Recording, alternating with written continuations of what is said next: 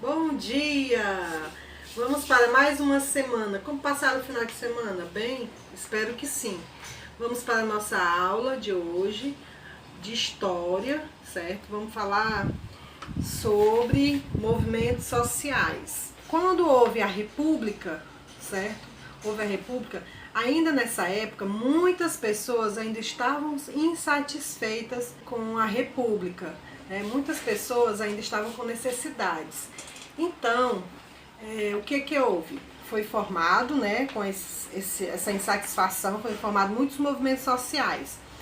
Um deles é Canudos, certo? A gente vai ver um pouquinho de Canudos, onde eu vou mostrar para vocês a seguir um vídeo falando sobre Canudos.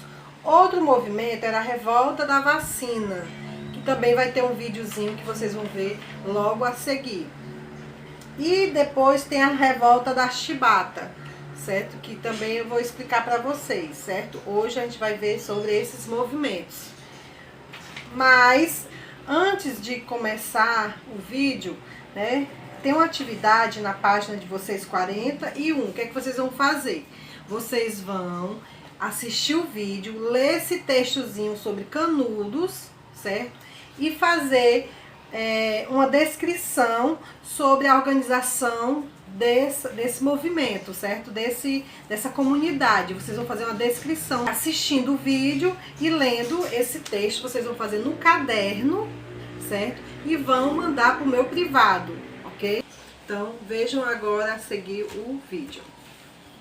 O verdadeiro Brasil nos aterra. Trocamo-lo de bom grado pela civilização mirrada que nos acotovela na Rua do Ouvidor.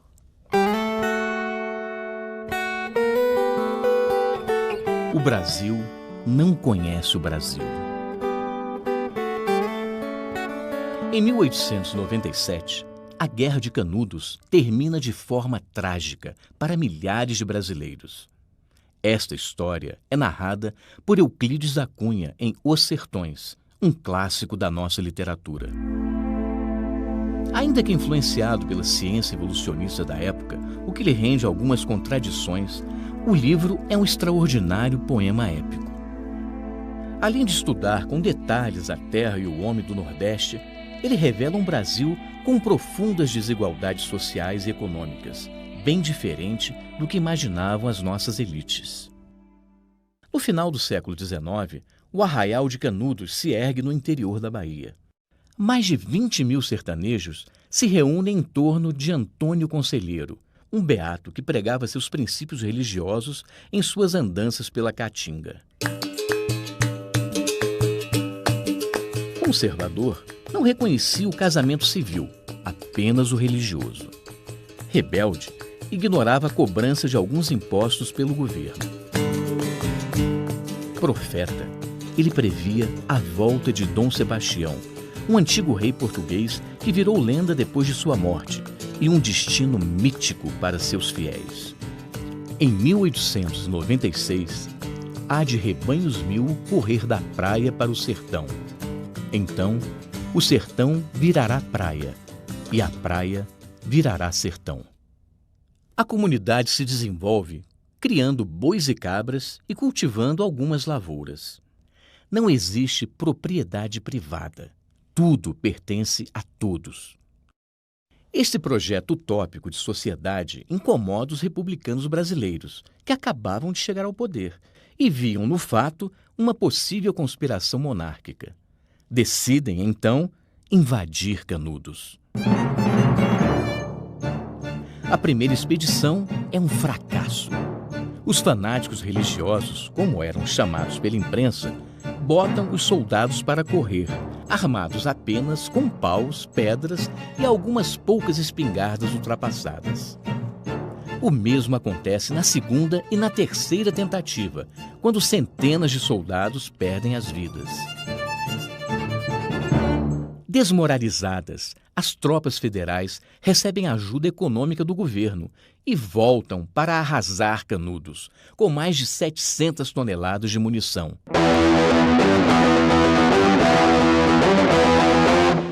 É o fim do sonho de Conselheiro. pouco mais de 300 pessoas se entregam, a maioria mulheres e crianças. Mas os jagunços lutam até o final. Canudos não se rendeu. Exemplo único em toda a história, resistiu até o esgotamento completo. Expugnado palmo a palmo, na precisão integral do termo, caiu no dia 5, ao entardecer, quando caíram os seus últimos defensores, que todos morreram. Eram 4 apenas, um velho, 2 homens feitos e uma criança, na frente dos quais rugiam raivosamente 5.000 soldados. Agora vocês vão ver um outro movimento que aconteceu em 1904, a revolta da vacina, certo? Vocês vão assistir a seguir um vídeo falando sobre essa revolta. Preste bastante atenção no vídeo para falar sobre a história da revolta da vacina. Logo em seguida, certo? Quando vocês assistirem o vídeo e também ler esse texto, certo? Vocês vão ler esse textozinho sobre a revolta da vacina e responder essa questãozinha aqui, ó. Qual é a importância das vacinas em sua opinião? A vacina é importante para você? Aí vocês vão responder aqui mesmo, ok? Agora vocês vão assistir um vídeo falando sobre essa revolta da vacina. 2 ações polêmicas marcam o governo de Rodrigues Alves, eleito presidente do Brasil em 1902. O saneamento e a modernização da cidade do Rio de Janeiro. Peste bubônica, febre amarela e varíola fazem parte do cotidiano carioca, matando milhares de pessoas anualmente e assustando os navios estrangeiros que se recusam a parar no porto do Rio. Oswaldo Cruz, diretor-geral da Saúde Pública do Rio, dá início a uma campanha de combate a essas pragas.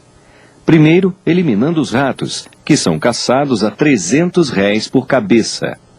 Depois, os mosquitos, que transmitiam a febre amarela. E, finalmente, vacinando a população à força contra a varíola. A revolta é geral. O povo entra em conflito com as brigadas sanitárias, provocando verdadeiras batalhas nos locais mais insalubres da cidade. Por incrível que pareça, esta reação é compartilhada pela imprensa, que ridiculariza Oswaldo Cruz em artigos de jornais e charges de revistas. Até Rui Barbosa, com toda a sua sapiência, se recusa a ser contaminado pelo vírus da vacina. Todo esse clima tenso serve de pretexto para que os cadetes da Escola Militar de Praia Vermelha manipulem a situação e tentem derrubar o governo. Tudo em vão. A rebelião é reprimida, a ciência prevalece e o Rio se torna um lugar mais saudável. Ao mesmo tempo em que era saneada, a cidade se modernizava. O prefeito Pereira Passos, encantado com a arquitetura de Paris, resolve reurbanizar o Rio. Para isso, bota literalmente abaixo quase todo o centro da cidade, demolindo mais de 600 edificações. Com a ajuda de Paulo de Fronten e Francisco Bicalho, ele canaliza o mangue, reconstrói o porto, pavimenta as ruas e aterra uma grande faixa litorânea, além de construir túneis de acesso aos bairros mais distantes. Surgem a Avenida Beira-Mar e a suntuosa Avenida Central, com suas calçadas em mosaico português e elegantes lojas e cafés. O Rio respira os ares da civilização, mas a modernidade tem seu preço. Milhares de pessoas são desalojadas e expulsas do centro, a maioria sem qualquer tipo de indenização. O povo se revolta, mas desce o morro e comemora no dia da inauguração. A cidade maravilhosa é a fachada do progresso no Brasil, um país ainda bastante desigual por dentro. Bom, gente, agora a gente vai ver a revolta da Chibata. Como aconteceu essa revolta da Chibata? No ano de 1910, certo? Houve uma revolta dos marinheiros pois eles apanhavam muito. Então a reivindicação deles era para acabar, era chamada Revolta da Chibata porque eles apanhavam. Então eles queriam acabar com essa lei deles, né? O governo, eles chibateavam os marinheiros quando eles faziam alguma coisa errada, certo? Vocês vão pegar o texto de vocês aqui, ó, sobre a Revolta da Chibata, ler, certo? Esse texto. E essa revolta teve como líder, né, João Cândido Felisberto. Ele era um líder e ele se revoltou, né, na época também, para acabar com isso. Então, vocês vão ler esse texto e vão responder essa questãozinha aqui, ó. Por que a revolta dos marinheiros ficou conhecida como a Revolta da Chibata, né? E a reivindicação deles foi atendida? No finalzinho do texto, vocês vão entender, vão ver aí, que tem também sobre se eles foram atendidas essa reivindicação deles, certo? Então é isso, gente. Espero que vocês tenham entendido nosso conteúdo de hoje, ok? Tchau, beijo e até amanhã.